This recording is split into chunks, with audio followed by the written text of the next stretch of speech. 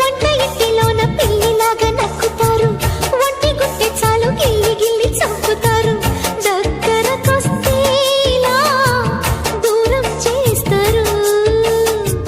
కొండ మీదనున్న కోతినేమో కోరుతారు, కొండ ఎక్కడంటూ చెప్పమంటే దెప్పుతారు.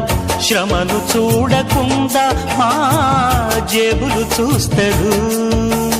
రంభలాంటి పెళ్ళమొచ్చి రాత్రిరంతా జాతరుండి రమ్మనంటే రాకపోతే ఎట్ట మొగుడు చిలక మడుపు